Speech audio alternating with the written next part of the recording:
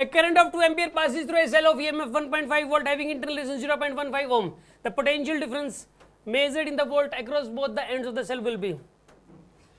यार सुनो, इसमें ना ये नहीं पता लग पा रहा कि चार्जिंग मोड में या डिस्चार्जिंग मोड में है. अगर नहीं दे रखा हो तो इसके अंदर क्या करना पड़ेगा, डिस्चार्जिंग मोड ही लेना पड़ेगा यार, और क्या इलाज है.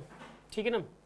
EMF दे रखा है आपको, EMF दे रखा है 1.5 इंटरनल, क्योंकि ज़्यादातर केसेस में डिस्चार्जिंग मोड ही होता है 99% केसेस में. चार्जिंग मोड तो स्पेशल केस में होता है जब उससे बड़ी बैटरी लगी हो. तो यहाँ पर ये कह रहा है कि एक बैटरी है भाई ऐसे, और ये इसका इंटरनल रेजिस्टेंस है. जो बैटरी है ये कितने वोल्ट की, यहाँ पे 1.5 वोल्ट. इसका EMF है ये तो, ठीक है.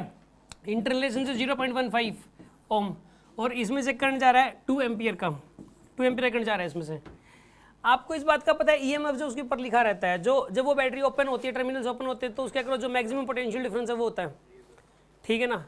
जो मैक्सिमम पोटेंशियल डिफरेंस को EMF बोलते हैं, या जब इंटरनल रेजिस्टेंस एक्टिवेटेड नहीं होता तब जो पोटेंशियल डिफरेंस होता है उसको EMF बोलते हैं.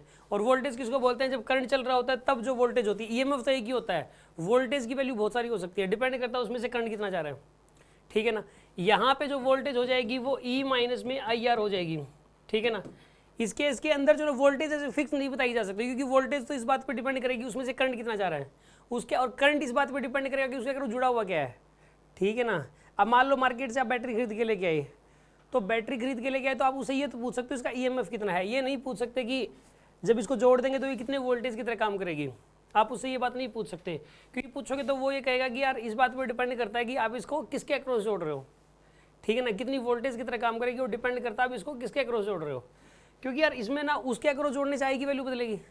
ठीक है ना. I की वैल्यू बदलने से V बदलेगा. तो यहाँ पे E की वैल्यू 1.5 माइनस में I की वैल्यू 2 और R की वैल्यू 0.15. तो यहाँ पे कितना आएगा 1.5 माइनस में 0.3. तो कितना आंसर आना चाहिए यहाँ पे 1.2 आंसर आएगा. वैसे भी सारे के सारे 1.5 से कम ही दे रखे हैं, 1.5 से ज़्यादा कोई दे भी नहीं रखा. सारे ही 1.5 से ज़्यादा दे रखे होते तो फिर आप E प्लस IR लगाते हैं. अब सारे ही 1.5 से कम है इसके अंदर. तो समझ में आ रही है बात आपको. यहाँ पे डिस्चार्जिंग मोड ही लेके चलोगे. अच्छे 2 ज़्यादा दे रखे होते, 2 कम दे रखे होते तो भी मैं डिस्चार्जिंग मोड को ही प्रेफर करता. आंसर ना मैच करता तो फिर चार्जिंग मोड पे जाते हैं हम लोग. समझ में आ गई बात आपको. कोई डाउट है किसी के मन में? हाँ जी.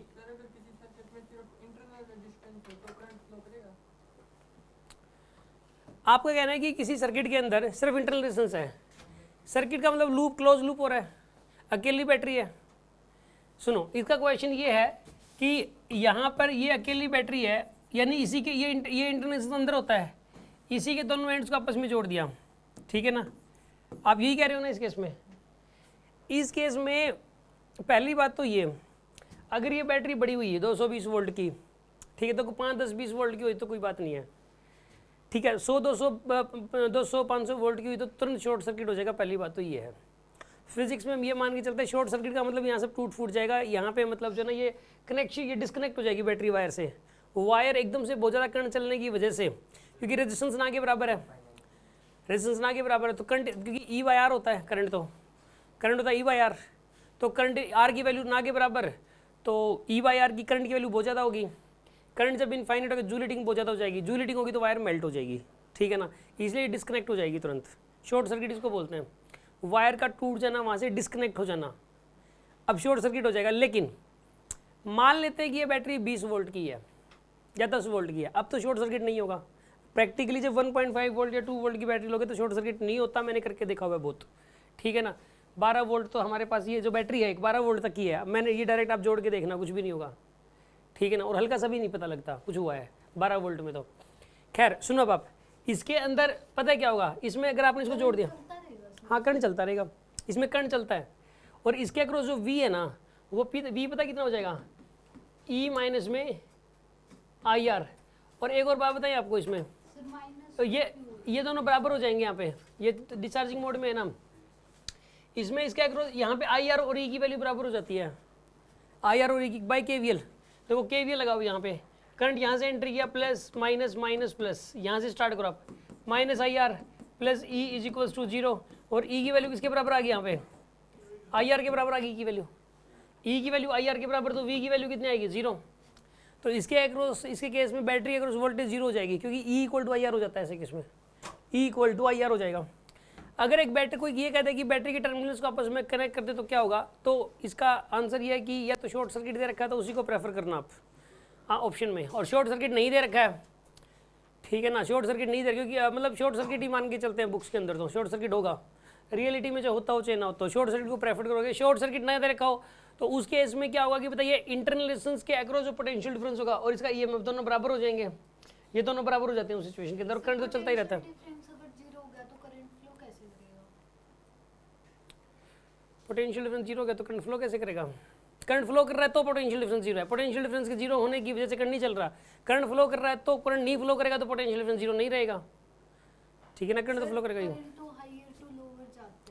आप उसको बाहर मान लो रेजिस्टेंस को, एक बार रेजिस्टेंस को कहाँ पे मान लिया आपने, बाहर, बाहर मान लिया, पोटेंशियल डिफरेंस है कि नहीं है यहाँ पे इसके अक्रॉस, बैटरी के अक्रॉस, बस फिर वो तो रहेगा ही रहेगा, वो तो पोटेंशियल डिफरेंस तो रहेगा ही रहेगा बैटरी के अक्रॉस।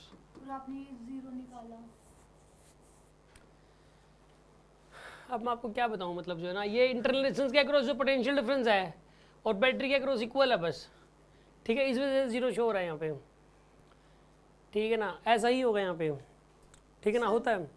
बोलो बोलो, अलग से डिस्कशन कर लेना, लेकिन इसमें ऐसा ही होता है, इसमें कहीं कोई कन्फ्यूजन नहीं है। मैं आपको एक बात बताऊं, अगर अकेली बैटरी है उसके एंड्स को कनेक्ट कर दोगे, आपस में कनेक्ट कर दोगे तो क्या होगा बताइए, करंट चलेगा, करंट चलेगा, और ईएमएफ और इंटरनल रेजिस्टेंस के अक्रॉस पोटेंशियल डिफरेंस क्या हो जाएगा, सेम हो जाएगा इस केस में, ठीक है। खैर ये क्वेश्चन समझ में आ गया होगा आपको।